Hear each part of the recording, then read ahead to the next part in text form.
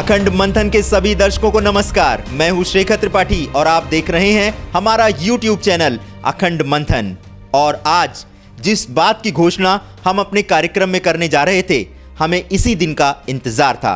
जी हां, आज हम अपने कार्यक्रम में अक्सर भविष्यवाणी करने वाले संत बेत्रा अशोक जी को भारत का नोस्ट्राडामस घोषित करते हैं। संत बेत्रा जी, बहुत बहुत बहुत बहुत आपको बधाई। हम इसी बात की प्रतीक्षा कर रहे थे। जी देखिए, क्योंकि आपकी 99% भविष्यवाणियां सच हुई हैं।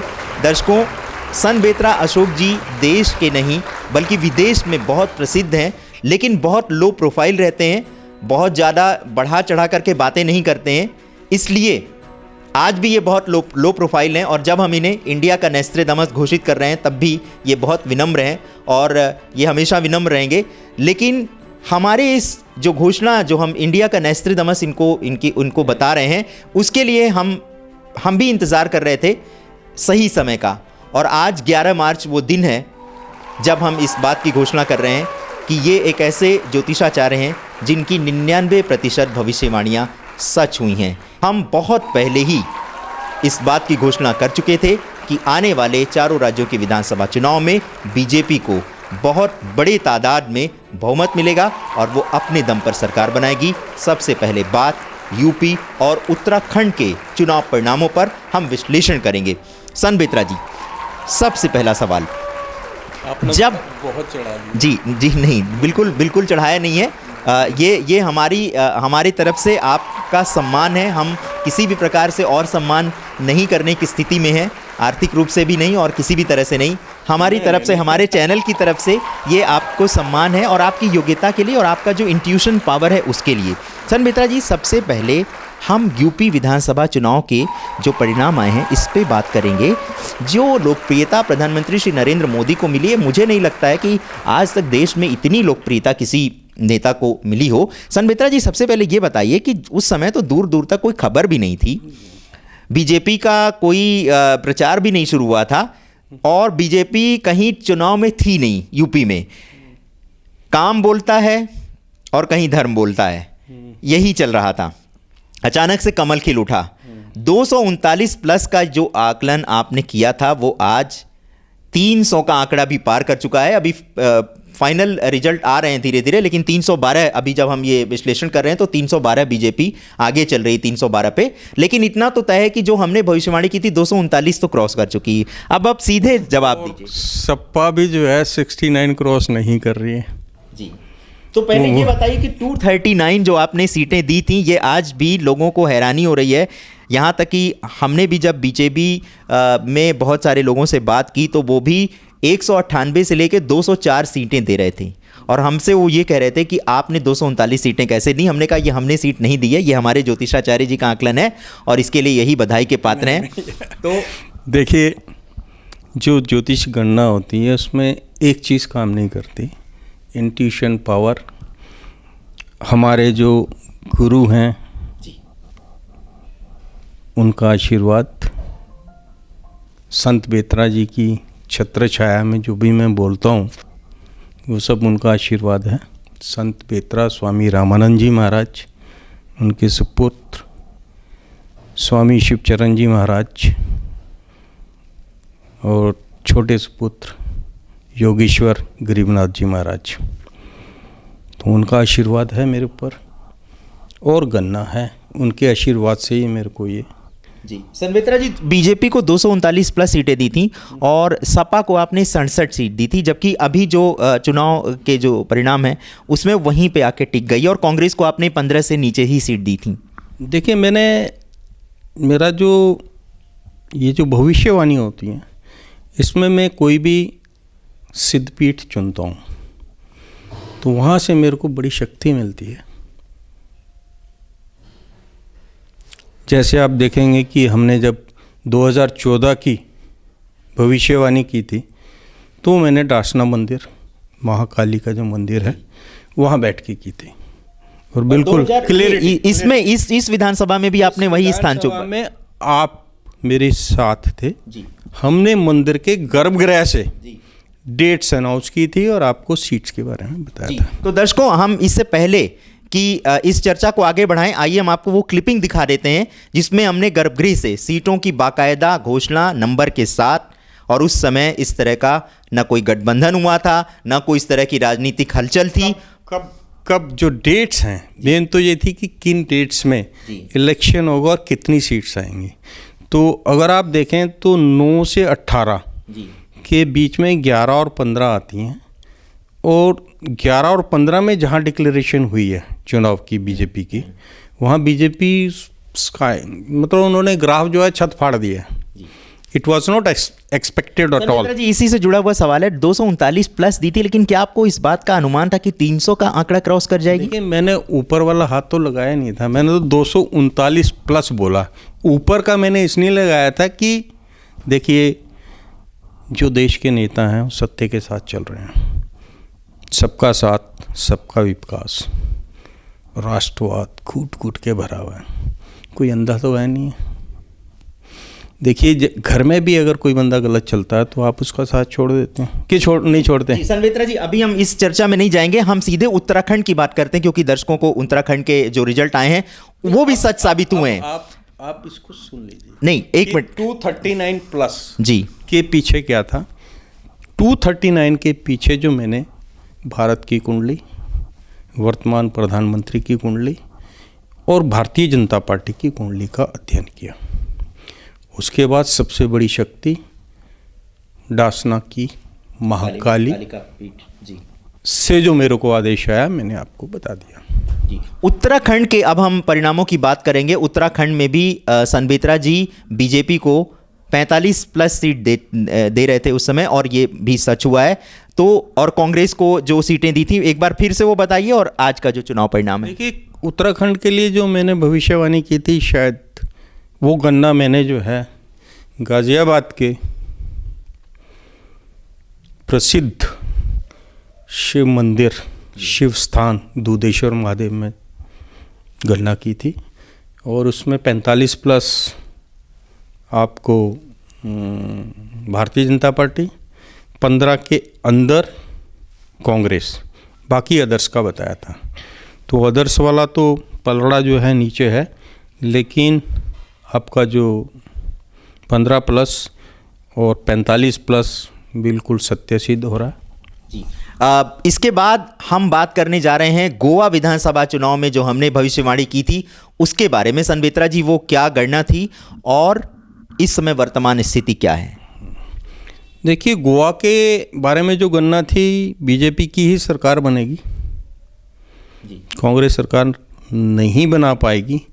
अभी करंट में तो जो रुझान चल रहे हैं सामने, जब रिज़ल्ट आएगा तभी पता लगेगा, अभी तो रिज़ल्ट का पूरा पता नहीं है। मणिपुर के बारे में हमने कोई भविष्यवाणी नहीं की थी। संत बेत्रा जी, पंजाब में कहाँ से चूक हो गई? हालांकि पंजाब में संत बेत्रा जी कह चुके थे कि अगर बीजेपी अकेले चुनाव लड़ती है तो उसको फ़ायदा हो सकता है, लेकिन ऐसा नहीं हुआ, और पंजाब में आपने आपको बहुत कम सीट दी थी, लेकिन कांग्रेस को, संत बेत्रा जी ने कांग्रेस और अकाली दल में फाइट दिखाई थी और वही हुआ भी है। देखिए, पंजाब के बारे में मैं स्पष्ट बता दूं कि पंजाब में जो मैंने भविष्यवाणी की थी वो बोला था कि बीजेपी और अकाली दल दोनों मिलकर सरकार बनाएंगे अगर बीजेपी अलग लड़ती है। जी। अगर बीजेपी अलग लड़ती तो कांग्रेस का जो धड़ा कांग्रेस से नाराज था वो बीजेपी में आ जाता, और ये जो आज सामने रिजल्ट आ रहे हैं ये बीजेपी के पक्ष में होते हैं। लेकिन ऐसा हुआ नहीं, क्योंकि समय हम लोगों ने दूसरा मैंने आपका उसमें आप देखेंगे तो मैंने ये भी बोला था कि बदलाव, जी बदलाव, ये आपने कहा था। और सबसे बड़ी चीज़ जो है, जो माँ भगवती के मंदिर से जो मैंने बोला था 9 से 18, तो पंजाब और आपका गोवा ये 9 से पहले हो गए, 4 तारीख को हो गए, तो उसका भी फर्क तो पड़ता ही है। वो देखिए, वो उन्होंने निकलवाया, वो जो वो उनकी आवाज़ थी, और ख्याल किया होता तो शायद, या कुदरत को मंजूर होता तो शायद वो भी 9 के बीच में होते, लेकिन वैसा था नहीं। क्योंकि देखो, कांग्रेस को भी तो आप यहाँ मैं एक चीज़ बताऊँगा, आपने प्रश्न किया कि आपने 10-20 के अंदर जो है मैंने आपका जो दिया था, लेकिन आप वाले तो गुलाटियाँ मार रहे थे, हम 90 और 100 क्रॉस करेंगे।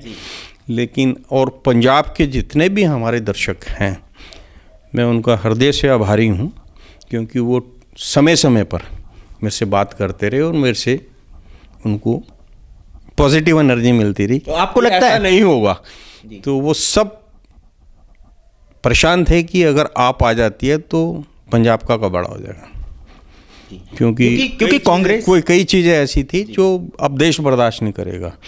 आप अगर किसी जाति विशेष के नाम पे विभाजन करना चाहते हैं देश का, तो आप धर्म विशेष पे आप देश बर्दाश्त नहीं करेगा। जनता जागरूक हो चुकी है और मेरे ख्याल से इस इलेक्शन के बाद कोई जाति विशेष की कोई बात नहीं करेगा। अब कोई टोपी नहीं पहनेगा, अगर वो करेगा ऐसा तो अपने पैर पे कुल्हाड़ी मारेगा। ये मोदी जी ने सिद्ध कर दिया। संत जी, एक बहुत ही रोचक प्रश्न है। दर्शक इस दौरान, जब भविष्यवाणी के दौरान अक्सर ये उठा रहे थे कि जब यूपी में कांग्रेस और सपा का गठबंधन हो गया तो उन्होंने हमसे बार बार इस बात की मांग की कि आप भविष्यवाणी दोबारा करें।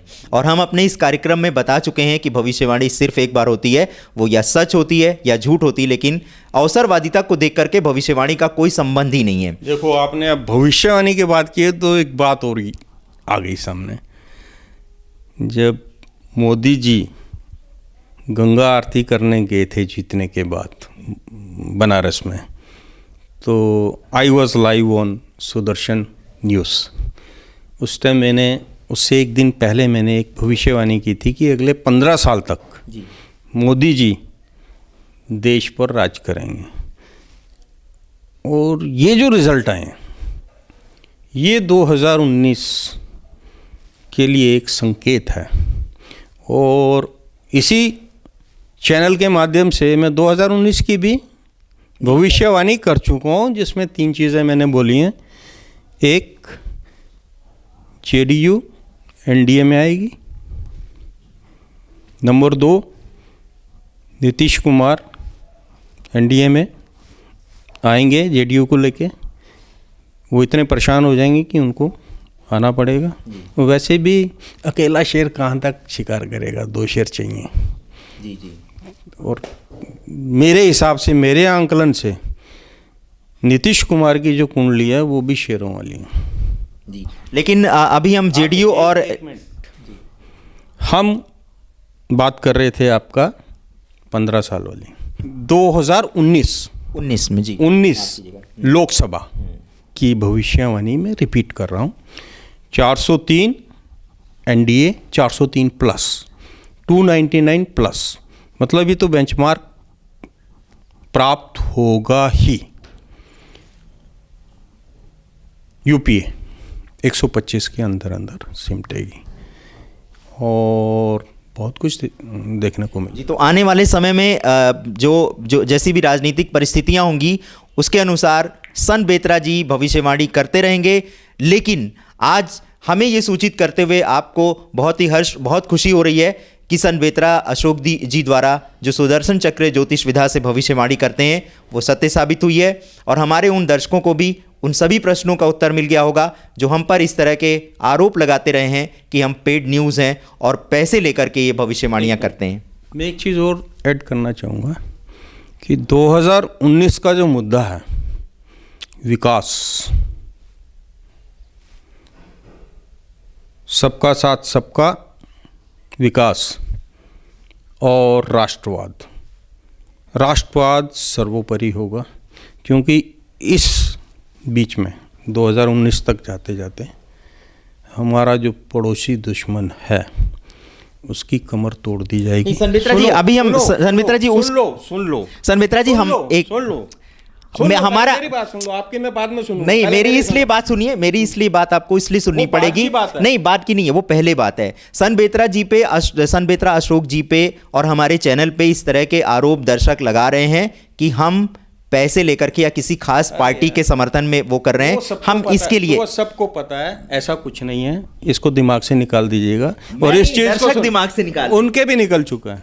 क्योंकि जब प्रत्यक्ष किम प्रमाणम, अगर आपके सामने प्रत्यक्ष रिजल्ट हैं और मैंने आज नहीं किए हैं, ये ओपिनियन पोल नहीं है जी, ये ओपिनियन पोल नहीं है, कोई सर्वे नहीं कराया, ये देववाणी है, ये भविष्यवाणी है, प्रेडिक्शन है और 8 महीने पहले की है, जब आपके इलेक्शन शुरू नहीं हुए थे तब किए।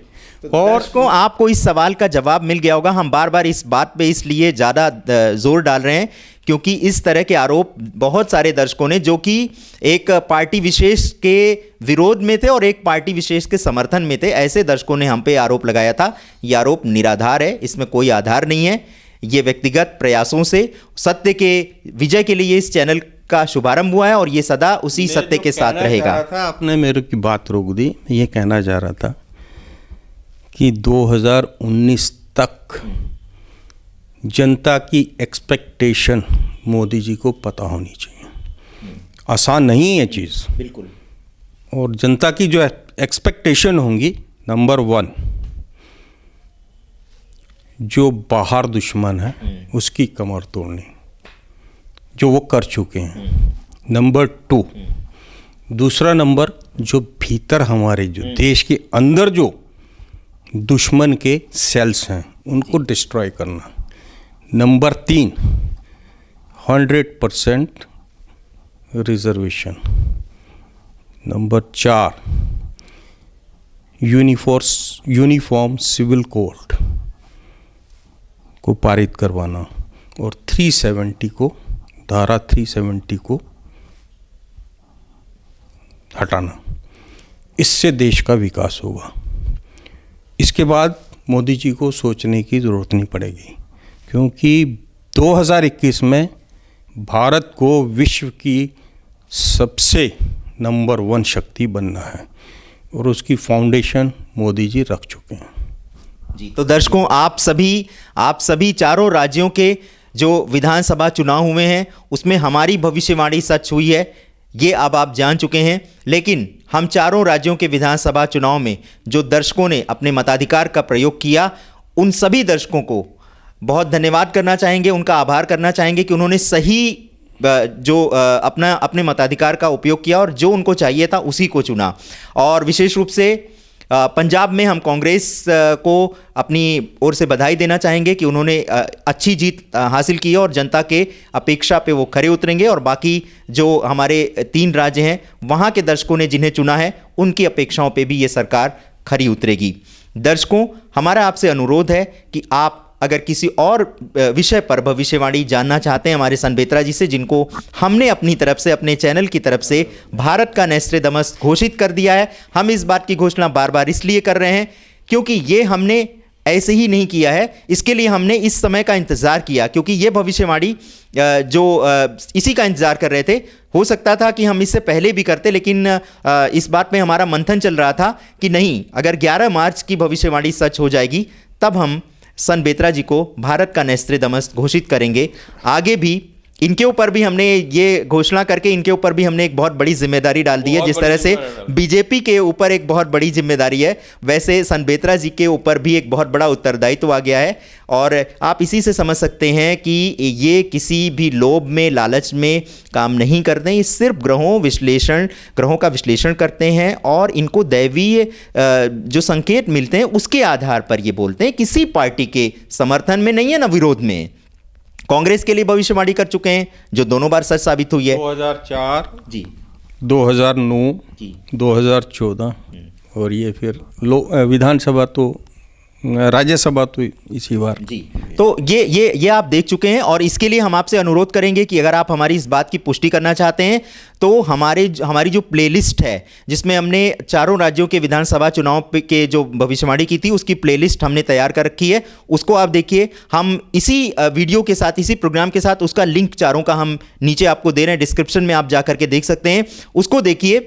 हमारा चैनल अपने व्यक्तिगत प्रयासों से यहाँ तक आया है और उसको यहाँ तक पहुँचाने में आप सभी दर्शकों का, हमारे 34 लाख दर्शकों का बहुत बड़ा योगदान रहा है। और हमें इस बात, आप आगे बढ़ते रहें जी, और देखिए हमें नेस्ट्रेदमस जी का आशीर्वाद भी मिल गया है। तो नहीं, देखिए जो सत्य के साथ हैं उन्हीं का विकास होगा, ये तो आप भी जान चुके हैं। सत्य तो है ही सत्य। और हमारे साथ ईश्वर का, हमारे भगवान कृष्ण का और हमारे साथ सभी धर्मों के जो लोग हैं उनका आशीर्वाद है, और संत बेत्रा जी का आशीर्वाद है, और आप सभी दर्शकों का आशीर्वाद है। आप हमारे साथ अगर ऐसे ही जुड़े रहेंगे, ऐसे ही हमारे प्रयासों की सराहना करते रहेंगे, आप हमसे जुड़े रहिए और जो भी शिकायतें खुल करके बोलिए, खुल कर प्रतिक्रिया करिए। बस एक बात का ध्यान रखिए, ये सार्वजनिक प्रतिक्रिया है, इसमें किसी भी अशोभनीय और अश्लील भाषा का प्रयोग ना करें। गुस्सा है तो उसको मर्यादित भाषा में भी आप जाहिर कर सकते हैं, क्योंकि बहुत सारी गालियां भी हमें सुननी पड़ी हैं जो कि हम आपको बता नहीं सकते, वो हमने डिलीट कर दी थी। लेकिन हमारी यही आपसे अनुरोध है, हमारा अनुरोध है कि आप सभ्य भाषा में और मर्यादित भाषा में अपनी प्रतिक्रिया दें, गालियों का प्रयोग ना करें। देखिए, अगर कोई गाली देता है ना, अपने आक्रोश को निकालता और किसी का आक्रोश निकल जाता और हम तक पहुँचे ना पहुँचे, तो ये भी एक बहुत बड़ा पुण्य का काम। ये बिल्कुल सही बात है। आप ठीक है, आपकी जो नेगेटिव एनर्जी थी वो तो रिलीज होगी ना, आप तो कंट्रोल नहीं, बिल्कुल ठीक है। आप अपना रख के रखेंगे तो परेशान होंगे जी। तो हम अपने दर्शकों से कहते हैं, चलिए ठीक है, अगर आप इस तरह की कोई भी अपना आक्रोश दर्ज करना चाहते हैं तो हमें मेल करें akhand-manthan@gmail.com पर, क्योंकि वो हमारा व्यक्तिगत मेल है, वो सिर्फ हम ही देख सकते हैं। लेकिन जो सार्वजनिक मंच है उस पर गालियाँ ना दें, अशोभनीय भाषा का प्रयोग ना करें और अपना आक्रोश व्यक्त करें। बिल्कुल संत बेत्रा जी ने सही कहा है कि अगर इस बहाने से आपका गुस्सा निकल जाता है तो ये भी बहुत अच्छी बात है। गुस्सा निकलता है, दूसरा हमको पता भी लगता है कि आप लोग चाहते क्या हैं। जी, तो दर्शकों, अब देखिए सारी बातें, और हम एक परिवार की तरह, एक विशाल परिवार है, और इस परिवार के हमारे मुखिया हैं संत बेत्रा जी, और जो कि समय समय पर आपका मार्गदर्शन करेंगे। इसके साथ ही साथ मैं अपने जो गुरु हैं परम पूज्य स्वामी श्री गिरीशानंद जी सरस्वती जी, उनका भी मैं आशीर्वाद ग्रहण करना चाहूँगा और उनका भी आभार व्यक्त करना चाहूँगा, जिनके अथक प्रयासों से हम इस चैनल को यहाँ तक ले आए हैं। और उनके गुरुदेव पूज्य स्वामी श्री अखंडानंद जी का भी आशीर्वाद हमें प्राप्त है, जिनके बहुत आशीष थे, और उनकी कृपा से हम इस चैनल को यहाँ आगे लाए हैं। और अभी इस चैनल पे आप आगे आने वाले समय में, ये तो शुरुआत है, और हम सिर्फ हिंदू धर्म की बात नहीं करेंगे, हम सारे धर्मों को मिला करके चलेंगे और सारे धर्मों में जो संदेश दिया गया है उसको स्पष्ट रूप से सामने लाएंगे। क्यों संत बेत्रा जी, हमारा यही प्रयास। मैंने आपको बोला था ना कि क्या वर्ड यूज़ किया था हमने इसके लिए, सनातन नहीं, वो सेकुलर क्या जी, आपने ये कहा था कि धर्मनिरपेक्ष हिंदू राष्ट्र, धर्मनिरपेक्ष हिंदू राष्ट्र की स्थापना, जो वर्ड मैंने यूज़ किए थे वो आवाम को समझ आ गए हैं कि वो सिर्फ मोदी जी ही कर सकते हैं। धर्मनिरपेक्ष हिंदू राष्ट्र, और हम इस चैनल के माध्यम धर्मों का जी समान विकास समान होगा, लेकिन हिंदू को प्रताड़ित नहीं किया जाएगा। जैसे पिछले 70 साल में जो है, हिंदू नाम लेते ही नेताओं के बाल खड़े हो जाते थे जी, और हिंदू नाम लेने से सांप्रदायिक हो जाते हैं। ये हम सांप्रदायिक हो गए, टीका लगा लिया तो सांप्रदायिक हो गए। भैया, हर एक आदमी को आपका अधिकार है अपने इच्छा अनुसार जीने का। आप टोपी पहन के जाते हैं, हमने कभी आपको मना किया मत जाओ? मना किया? तो हम मंदिर में अगर टीका लगा के जाते हैं तो क्या गलत है? और इसी बात पे हम आपको ये बताना चाहेंगे कि हम धीरे धीरे सारे धर्मों पे बहुत ही विस्तार से और बहुत ही मंथन करके जो भी कार्यक्रम हम आपके सामने प्रस्तुत करेंगे वो बहुत गंभीर मंथन करके होगा। नाम ही अखंड मंथन है। तो हम किसी विशेष धर्म से नहीं जुड़े, हम किसी विशेष विचारधारा से नहीं जुड़े, हम किसी विशेष पार्टी से नहीं जुड़े हैं।